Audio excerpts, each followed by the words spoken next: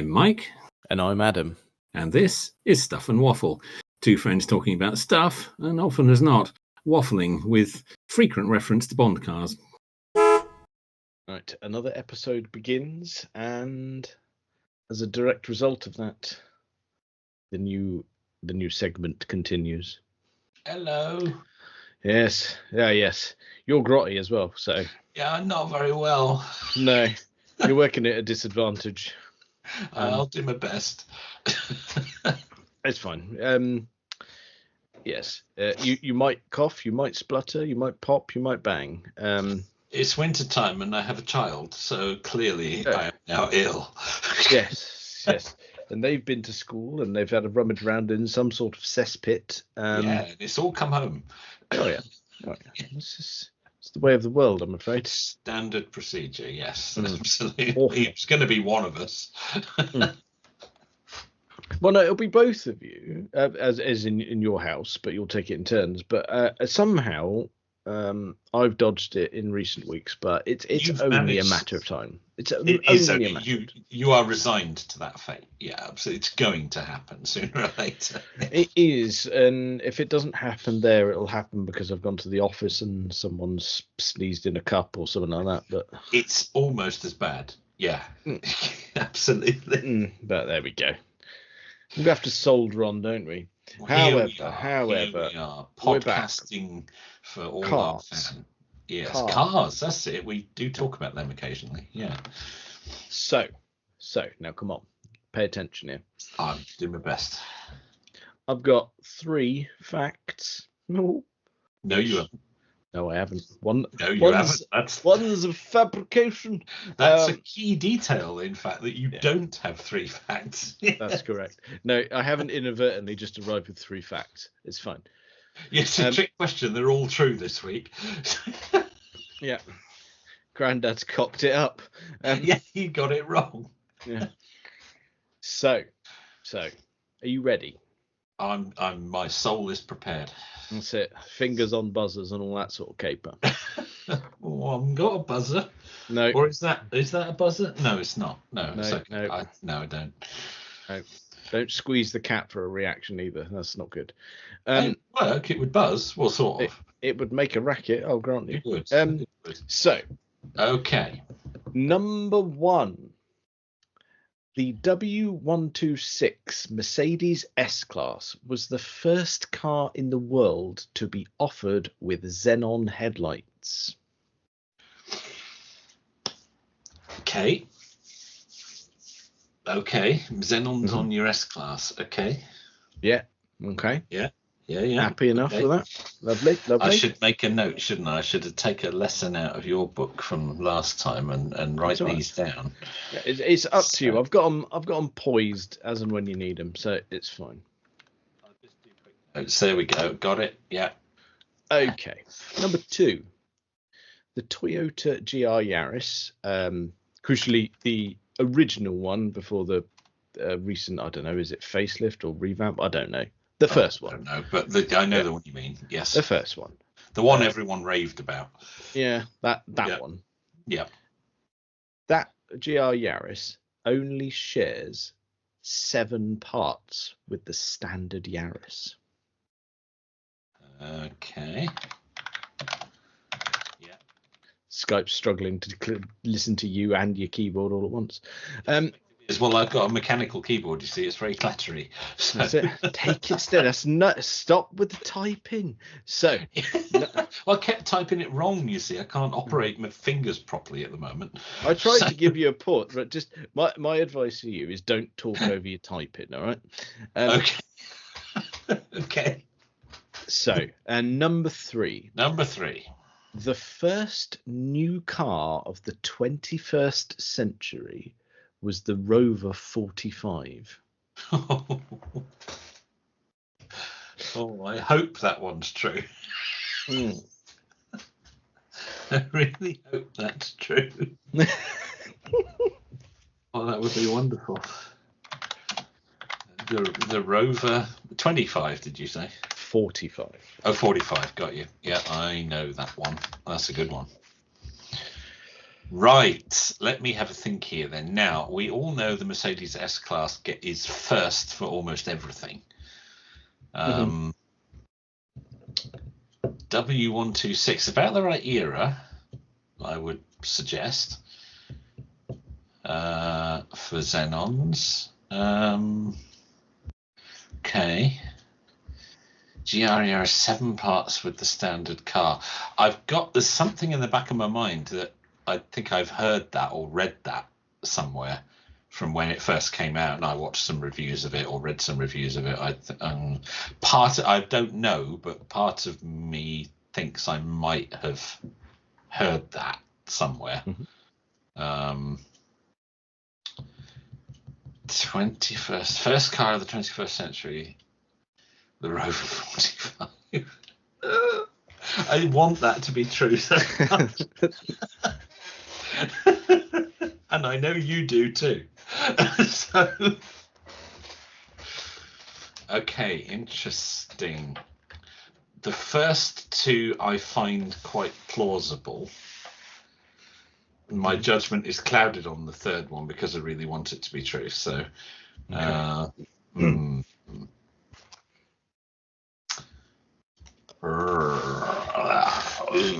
I'm going to say, not based on any knowledge, obviously, I'm going to say, see, it's difficult because then I'm thinking, has he thrown one of those in because he thinks it's really obvious, like the S-Class would be the first car to have Xenons? Of course it would, because the S-Class is first for everything. So, of course. But in fact, it's not true. In fairness, you're giving me an awful lot of credit there. It's like there's too much thought. You would never have put that much thought into it. I'm gonna go with my gut and say, which is not in good shape at the moment, which I would say that the Mercedes is true, the Yaris is true, and the Rover is false. I see. Now, you did say that your gut is not in good order. I'm not firing on all cylinders at the moment, no. No, you are definitely misfiring. And unfortunately, you have misfired there as well. And that means so far, the 3 times we've played this, nobody's won. Oh, we're really good at this. Yes, we are. Well, we're really good at setting the questions. We're appalling at getting the answers. It's either that or our bullshitting is tremendous. We're really convincing because we've both fooled each other every time. All right, then, put me out. It's the Mercedes, isn't it? Of course it's the Mercedes. Oh, no, I nearly did that. I nearly thought it's too obvious. What a little prick. Yeah. It's too obvious because everyone knows the S-Class gets everything first. So, That's of course, it's too obvious. I should have gone with that. That's why I went with it. It's easy, isn't it? Damn. So, the first car if I'd to been be feeling a bit better, I might have done that. Anyway, sorry. Yeah. Yes, do continue. So, in order to correct that particular item there, the actual first car to be offered with xenon headlights was the BMW E32 7 Series from exactly the same era. Yeah, that's clever. That's for what you did there was actually quite clever because everyone knows the S-Class gets everything first. Yeah, I just I read it and went, I'm going to pick the same S-Class from that era. Pick the Beamer from the same era, and yeah, there you go. Look at that. Okay.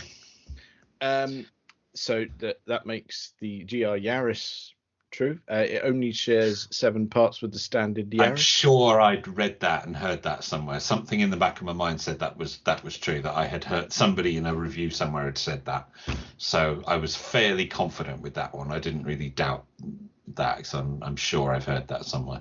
Mm-hmm. Yeah. So, okay. And just to clarify, those 7 parts are 2 headlights, 2 taillights, 2 door mirrors, and 1 roof antenna. Yeah, that's not very much. And I can confirm that the Rover 45 was the first new car of 21st century, unveiled on the 4th of January 2000. See, even though I've lost, I am delighted to know that. There you go. I'm going to use that. Please do. So I don't know where, I don't know when.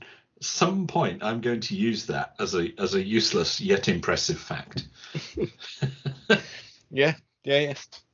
Feel free. I like that very much.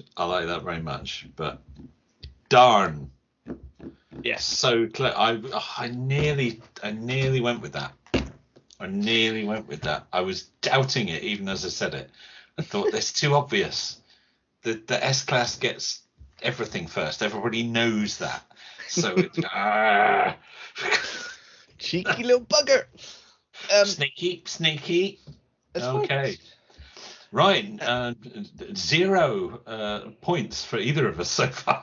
Yeah, we're really good at this. Yeah, cracking.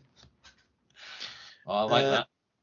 And the feedback that I've had so far from previous rounds is that it's also quite low scoring amongst listeners as well. Oh, okay, right. We're fooling everybody then with our questions. We're really good at the questions. We're terrible at the answers. Yep, not so good. Okay. Right, I will try and come up with something that keeps that trend going next week then. Yep. 3 little ditties from you next week, and I will do my best to guess the correct one for a change. You never know. No promises. You'll break the trend there. That's it seems unlikely. Does, doesn't it really? But we'll do our best. Yeah, we'll give it a go.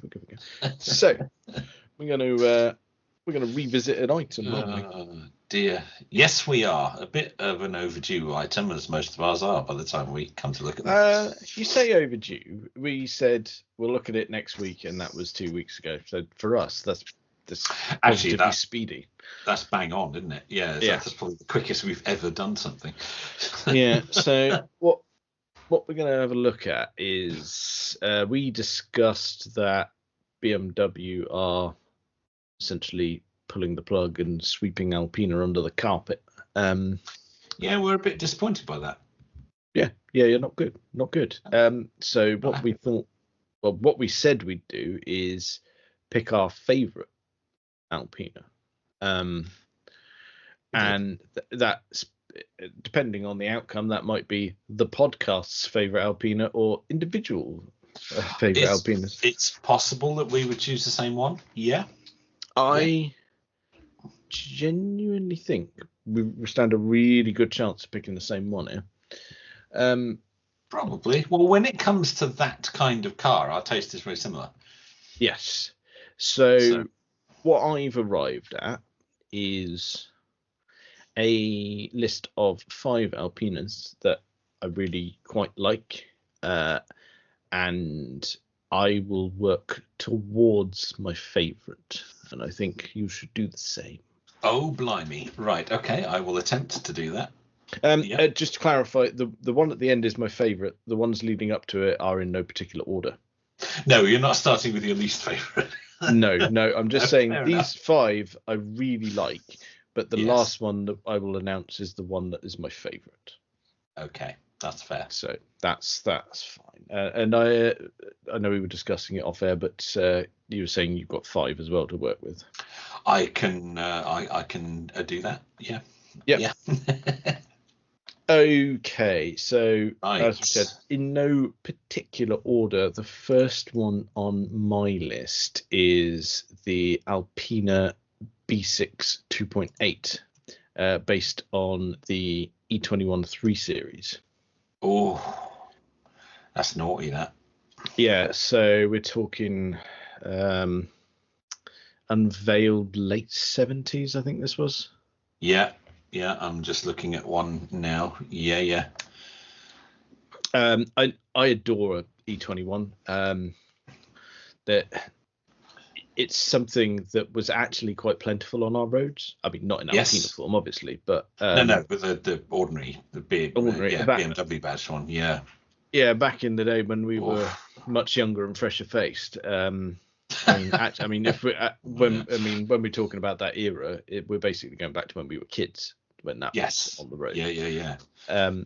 Yeah. And I distinctly remember a family member, albeit a distant family member. I don't know, like great uncle or something like that, had one. Right. Not an Alpina, but I just remember base car. Yeah. Yeah, and I just remember being mesmerised by the thing. Late 70s that was launched by the look of it. Yeah. But it's naughty, isn't it? But with Alpina tweaks and adornments, yes, please. Yes. Yeah. I think it's really lovely bit of kit. So it's elegant, isn't it? As most Alpinas are, in fact. Yeah. So I think the gist of that one was that it was based on the 323, but it had the 2.8 engine from the 528. Yeah. And what a thing.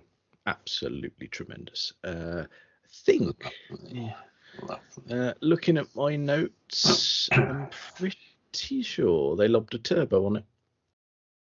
Well, they did like doing that. A lot of their cars were turboed. Yeah. Yeah, I mean, because I'm saying that it's. Oh no, they didn't lob the turbo on that one. I think actually I've jumped ahead to my. I'm not gonna say the model, but it's because it was my notes were crossed over because I think the launch coincided with another car on my list. That's why I'm getting muddled. So the B6 wasn't turbocharged. It had the large engine from the 5 Series. Yes. However, I'm getting muddled up with the next one on my list, and I won't spoil that because it's your turn next. Okay. I'm starting with the only car of this type on the list, actually. In fact, maybe the only car of this type that they did. I'm starting with the Alpina Roadster. So the car based on the Z8, which of course is a Bond car. It is, but interesting you say about Alpina Roadster. They actually come in 3 variants. Okay. So your knowledge exceeds mine on this. So you are correct. One of those variants is the Z8, the E52 that Mr. Bond drove. Yes. It also comes in Z1 form, a very rare thing. And it also come in Z4 E85 form as well. Okay, very good. Very Sorry. good. So no. I promise I do go out. That's yes, you do have friends, and you have touched a lady. So just the once. They changed the engine for Alpina's 4.8 rather than the BMW unit, and they changed the gearbox to a semi-automatic rather than the original manual, which is an interesting choice. Yeah. They also got rid of the run flat tires, which BMW are obsessed with. Bloody love them, don't they? They go on everything. And although it was less powerful than the standard Z8, it had more torque, so it was faster at the top end. Yes, altogether rather lovely. Retrimmed the interior, different alloys. And now not a hugely successful vehicle, of course, for BMW. No, but a pricey little number these days. Let's face it. Oh, very much. If you can find one, absolutely, really sought after these days. But at the time, nobody seemed too bothered, which is a bit strange. But there you go, you get that sometimes. Yeah, it's weird. Interestingly, you did. Inadvertently pinch that off my list a bit further along. I'd have been surprised if that hadn't been there, to be honest. I'd have been I've got, I don't know, do you know what, I sway back and forth with the Z8, but chuck a bit of Alpina-ness on it, and it kind of sways it for me. That just adds that extra bit of polish, I think. Yeah. And let's face it, like that. Alpina are very good at alloy wheels. And as we know, the right set of alloys can make a big difference to a car. If you mention the colour, we're all done here. Do I do that? Yes. Yes, you would. Yes, I would. Yes, I would. So we'll gloss over that. But good choice. I shall strike it through on my list.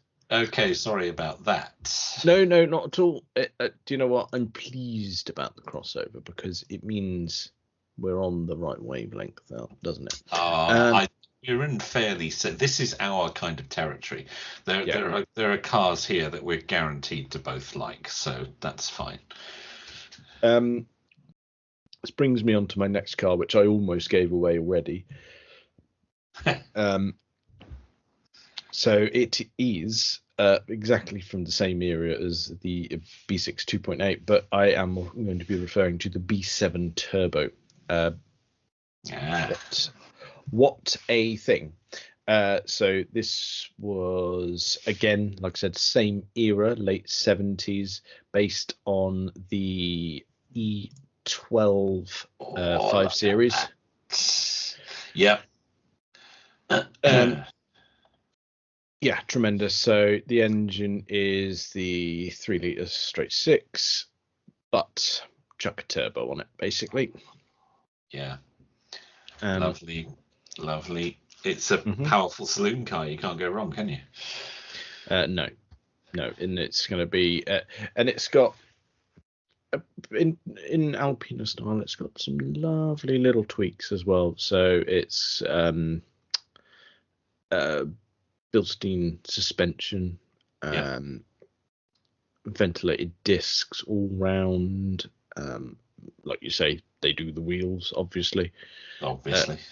So it's, considering it's late 70s, you're having a 0 to 60 saloon car in 6 seconds. Yeah, that's no slouch, is it? No. And interestingly, I was looking at production run, and it was about 4 years. And in terms of rarity, 149 cars. Wow. Yeah. That is proper rare. Struth. Okay. So getting your mitts on one of those would be quite a tall order. Yeah, by comparison, if we think about the B6 2.8 that we were talking about, the 3 Series variant, that's nearly 4 times the amount available. Yeah. Wow. Okay. So yes, proper exclusive and a proper weapon, I would say as well. I hate to use that phrase, but you have to use that term advisedly, but it is occasionally allowed. Yeah. I deem that acceptable because for a car that is from the late 70s and to the untrained eye looks like a saloon car, you go, actually, that's impressive. Yeah. Nice choice. Nice choice. A powerful saloon car is always a welcome thing. Yes, it is. Yes. What's next on your list? Well, I too am going for a saloon car, and it's another Bond car. Although again, Bond didn't have an Alpina. I'm going for the B12 6 litre, based on the E38 7 Series. Now this is really interesting because we've never had this before. Okay. We've never had this before.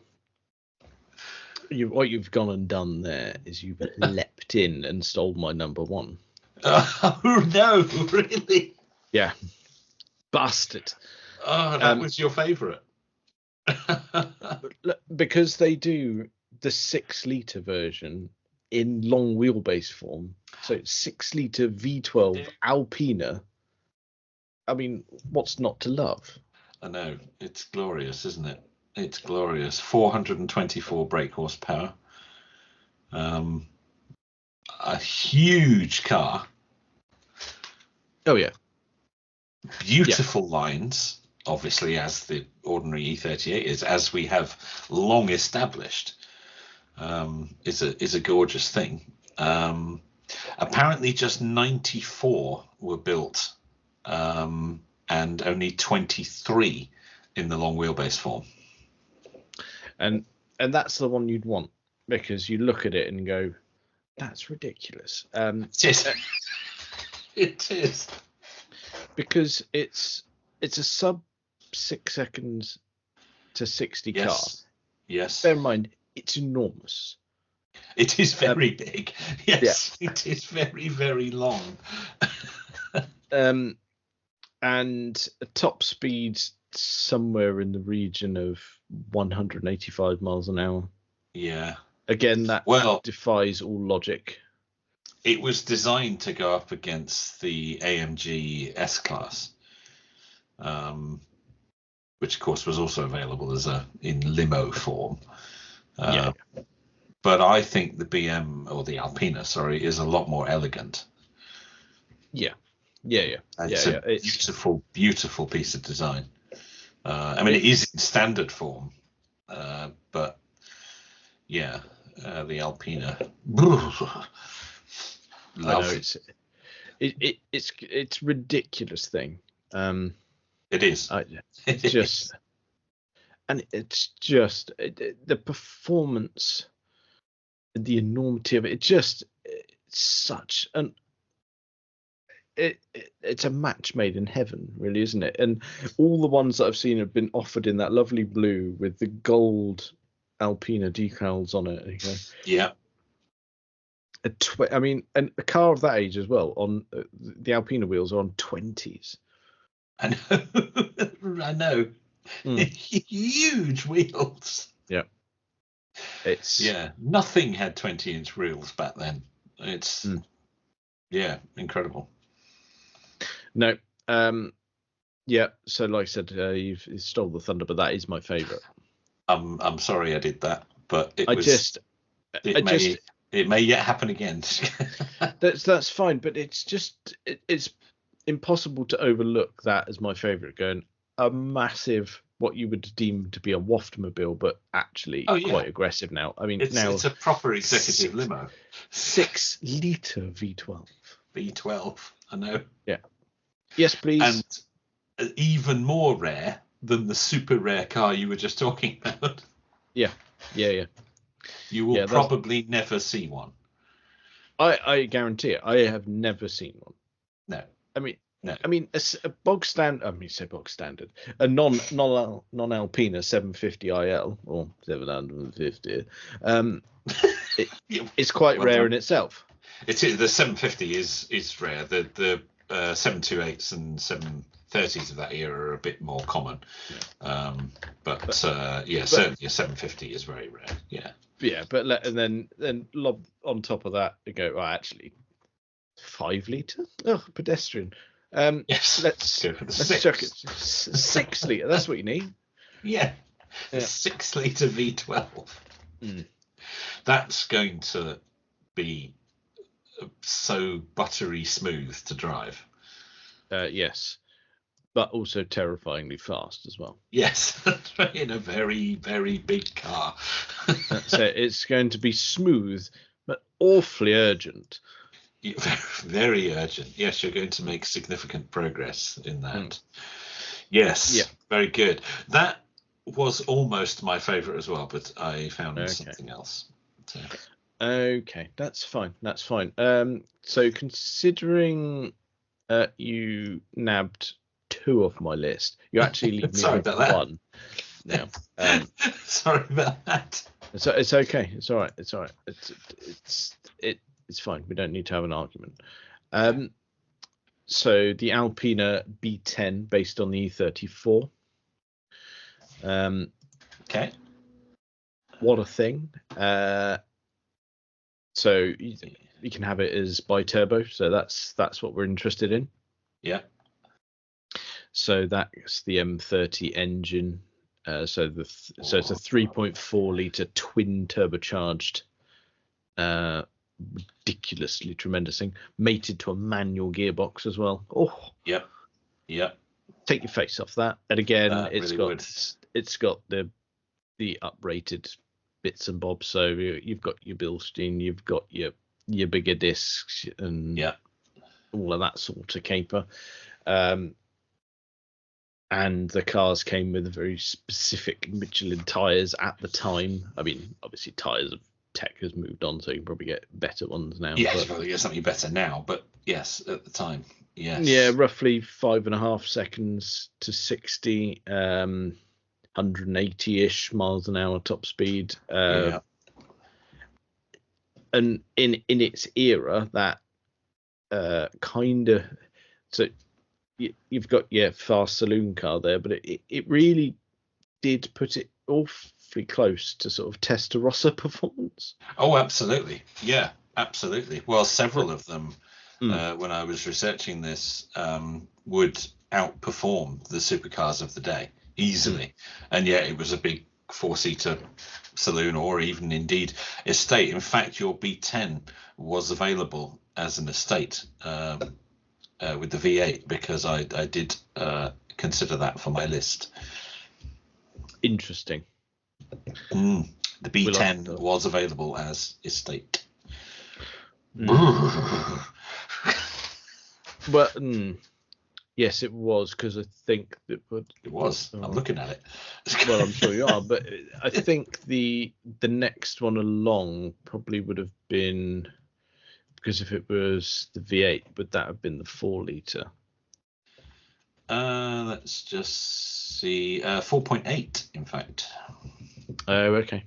So 4.8, so, based on the E39. Oh, so yeah, so that's the irritating thing about Alpina. They carry over their numbers. But I know. I was going to say it's a B10, but it's actually not the same base car. No, that's the thing. They do carry them over, even if the generation of BMW changes. So, okay, fine. Their numbering doesn't always match. As you say, it doesn't get incremented when BMW's numbering does, so it's a bit confusing. So, in fact, there's two different B10s. Yeah, that's fine. That's fine. But I very much specified E34 because it's one of my favourites of the 5 series. Yeah. In fact, I think you picked an E34 when we were doing a list once before. I got a lot of time for an E34. It's probably because it was it was the M5 of my not I like that shape. Childhood is the wrong phrase, but it's when I was most influenced by cars. Let's go with that. Yes, that's fair. Yeah, that's fair. Yeah. But yes, that's right there on my list. Again, in the glorious blue with the gold decals. Yes, please. That butters your parsnips, doesn't it? Yes, it does. It very much does. Right, what you got for us? Well, you have to take the rest of it now, because you've exhausted my list. I've knackered your list, haven't I? Which is a terrible shame. So this is my number 3. So I'm going for the B7 Turbo 3, based on the E24 635 CSI. Right. Okay. Now, the 635 CSI is a very cool car anyway. Yes, it is. But in Alpina form, Yes, I agree. So just to clarify on this one, so you said Turbo 3, didn't you? Correct, I did. Okay, just making sure that I'm Googling the right thing. Yeah. Oh God, that's ridiculous, isn't it? That's lovely, isn't it? That's lovely. But like you say, a 6 Series is good all of the time. The standard 6 Series is, I mean, the 635 CSI is a glorious thing anyway, and in its own right, quite rare. But the B7, Yeah, you stepped it up a notch, haven't you? 0 to 60 in just over 6 seconds, which for the time, given that we're talking about an 80s car, is pretty brisk. Yeah, and again, not a small car. No, not as colossal as the 7 Series we were just discussing, but yes. No, it's a no, very, very enormous. elegant car, the 6 Series anyway. But yeah, breathed on by Alpina. I really like the 635 CSI anyway, but yeah, fairly simple enhancements on this one, but It's yeah, naughty, isn't it? Let's face it. It is. Yeah, it is. It's subtle. It's understated. And not everyone will know what they're looking at. I mean, of course, that's the beauty of Alpina, isn't it? That those who know will know. Yeah. That's do you know why? Yeah, that's kind of why we're here, of going, God, Yes. it's such a shame that this is the end of these just cars that can almost slip under the radar. Yes, absolutely. Absolutely. Yeah, it is, isn't it? They are just subtle and understated, and those that know will know, and those that don't will just think it's an old BMW with some funny badges and stickers on the side. But you get away with it, wouldn't you? Yeah, you would. Yeah, absolutely, you would. Oh dear. But brilliant choice. Absolutely brilliant. Oh yeah. Oh yeah. Right. So number 2. I'm cruising now, aren't I? So this is number 2 on in that order. Yes, indeed. I agonized over this, but I decided to go for it. The B12 5.7, based on the E31 850 CSI. Okay. Now you're talking. Now the 850 is a very interesting car anyway. Very unusual styling for BMW. Pop-up headlights, of course, which is a big tick in the box before you even begin. Yeah. But but something that is, like you say, it's quite a departure, because BMW, yes, they do coupes, of course they do, but this was turned up a notch, wasn't it? It really was. It was something quite different. And of course, Alpina being Alpina took it a little bit further, so they upped the engine to 5.7. Did all sorts of clever things with the bits inside: crankshaft, intake, camshafts, different exhaust, all that kind of stuff. Up to 416 brake horsepower. And correct me if I'm wrong, but it was a manual. You could choose. You could have a manual. You could also have it as a what they called a Switchtronic semi-automatic. So you could choose. It was available as either. That's interesting, because what was it? That Shiftronic, was it that wasn't strictly auto, was it? No, it was a semi-automatic. They called it. So it was of that era. Now, this is going back from my memory. Now, I think you might have still been able to change gear, and the Shiftronic system was an electronic clutch. I believe that's correct. Yeah, I believe there was a little thing you could flick, and it would change manually. Yeah. I think you could, or you could have it with a proper manual as well. And they were so proud of this technology, I think it earned a badge on the boot. Oh, I don't have any information about that, but I hope that's true. Yes, I like that. Yes. Again, I promise I do go outside. You do occasionally go outside and have a friend. Yeah. Apparently just 57 of this particular model were built, so this is super, super rare. We are in exclusivity regions here. We really are. Yeah, we really are. These are not common cars in any shape or form. No. So, and it's a bold choice, let's face it, because 8 Series are renowned for electrical problems. And they're not the most dependable vehicles that BMW have ever turned out. No. So what you're doing there is you're adding a layer of utter rarity onto a fragile car. Fragile base, yes, absolutely. It's not a great recipe for dependability. No. So what if you see one, if you're lucky enough to see one, what you must do is commend the owner for having the Yes. balls. Absolutely. You, of course, will have time to speak to them because they'll be at the side of the road waiting for their recovery service. Yeah, I mean, you say waiting for a recovery service because they would probably own their own low loader at this point. Well, okay, they're waiting for the man that they employ to come and collect them every time they go out. Yes. But yeah, one of those, like you say, in the uprated 5.7 with a manual box. You could order it with a manual box, yeah. Yeah, that would be yeah. It's got pop-up headlights. You don't need to know anything else. No, you would be in your element there, wouldn't you? That's the whole thing. That'd be lovely. That'd be lovely. Big boot for all your shopping and everything. I mean, that's the great thing about Alpinas, isn't it?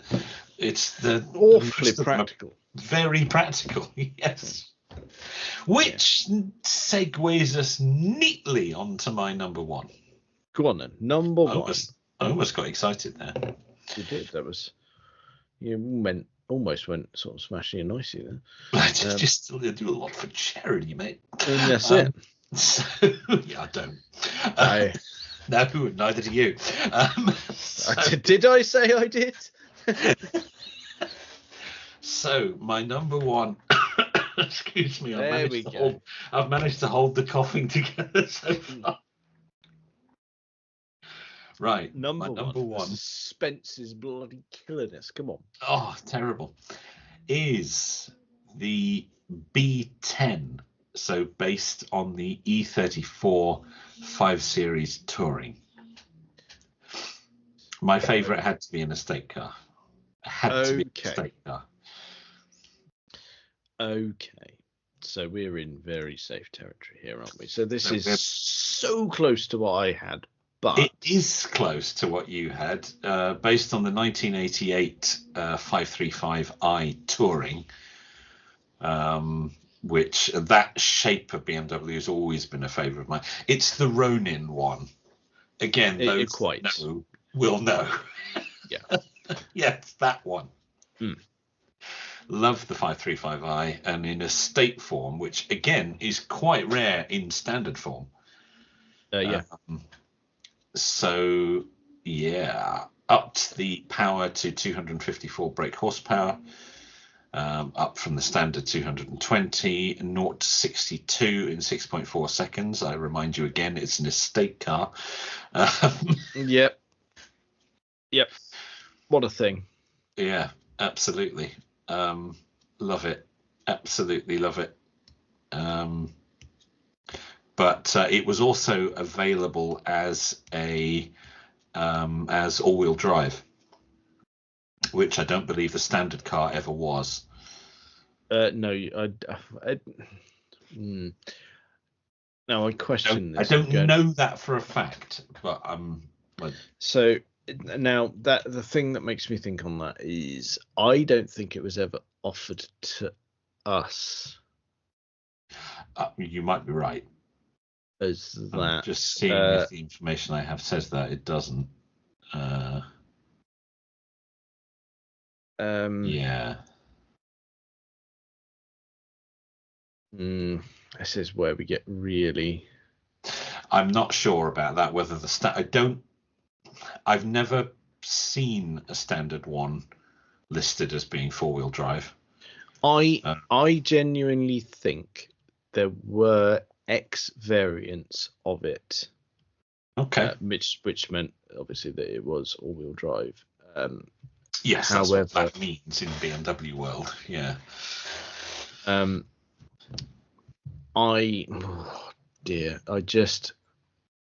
There's a part of me that oh God, I'm gonna have to look this up. That I genuinely think 5 Series Touring, was that ever available as all-wheel drive? Now here we go. You found it. Okay, I was about to start Googling myself. Right. Grandad's got it. They're a rare E34 model petrol-powered 6-cylinder 525iX IX. There were 9,366 cars produced, and the 525 iX was the first all-wheel drive 5 Series and the only all-wheel drive model in the E34 range. Right. Okay. Again, this... I promise I do go out. I know I just read that off there, but that was already in the nonsense bank. It's very good. Very good. Well, this is a 535. So obviously BMW upped the engine. Yeah. But I'm guessing the base cars must have been 525 iXs then, that they replaced the engine in but kept the four-wheel drive system. Entirely possible. I mean, unless they don't. I mean, it would be a lot of work to go, well, let's make our own four-wheel drive system. But yeah, there's no mention of that here, although they have done their own engines in some of the models we've picked out. But there's no mention that it was an Alpina four-wheel drive system. So I suspect it was 525 iX that they changed they upped the engine to the 3-litre. So out of interest, the one that you were looking at, does the Alpina production time or date, does it say when that was? Let's have a look here. I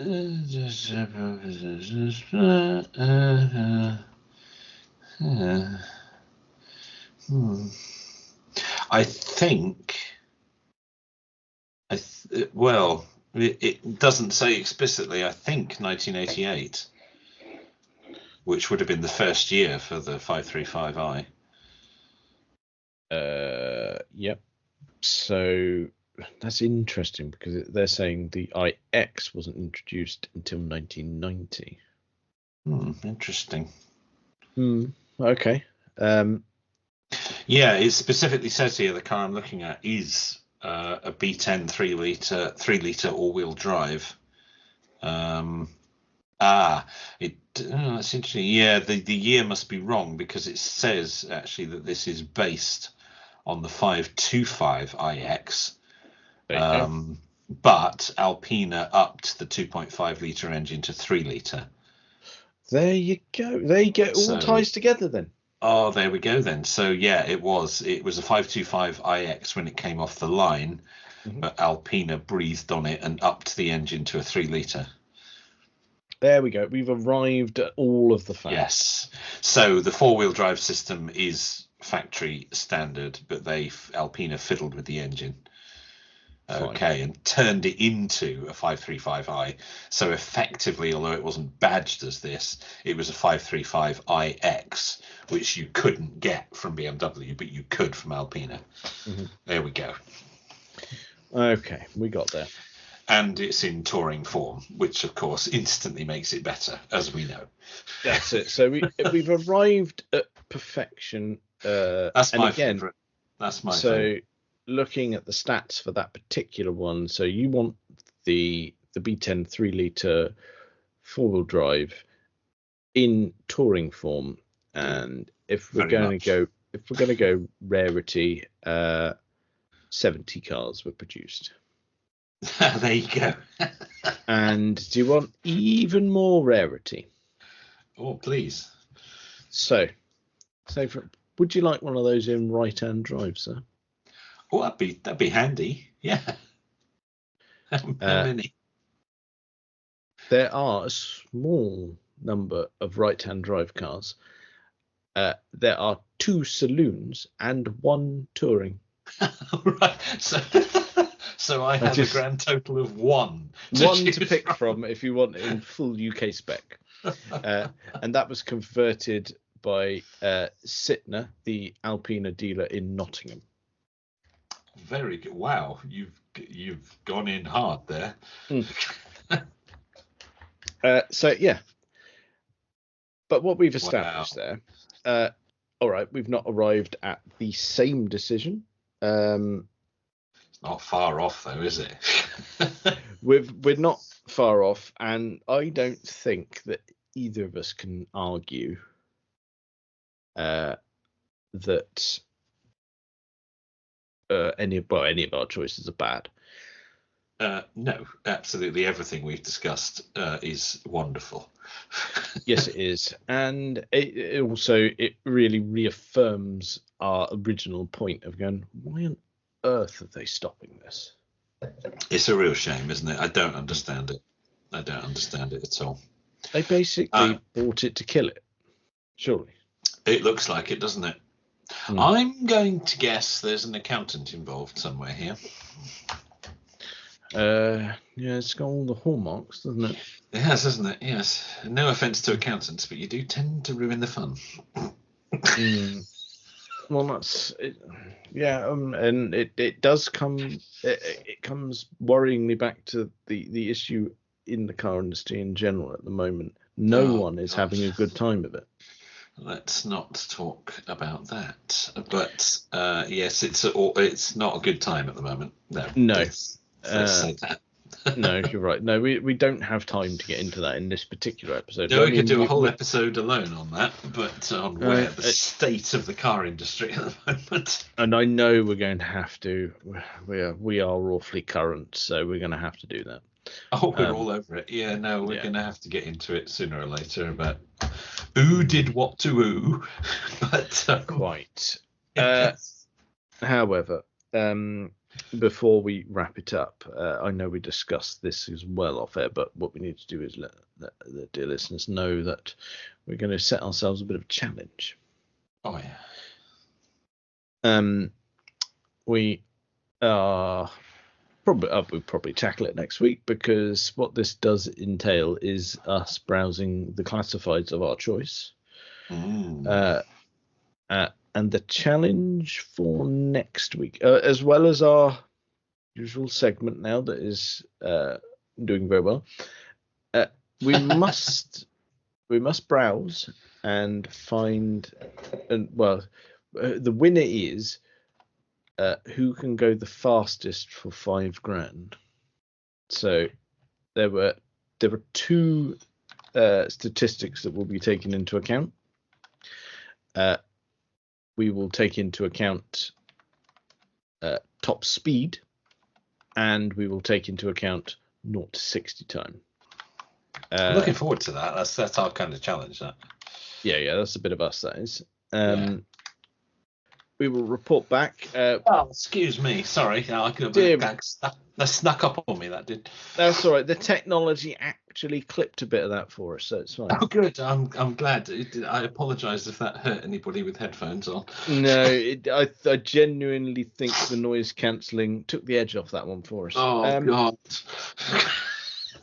So what we're saying here is that, like, for instance, tonight we've gone through the list of Alpinas, but and by all means next week we can have a bit of a list, but you must at one point present what you think is your fastest offering. Okay, I'm gonna guarantee there won't be an Alpina on either of our lists. For 5,000 of your pounds? No, there won't. No, there won't. There absolutely will not. No. There might be a BMW though. Oh, entirely possible. Yeah, but not an Alpina. No, so that's going to be fun, because not only is that browsing classifieds, that's also getting statistics on the cars.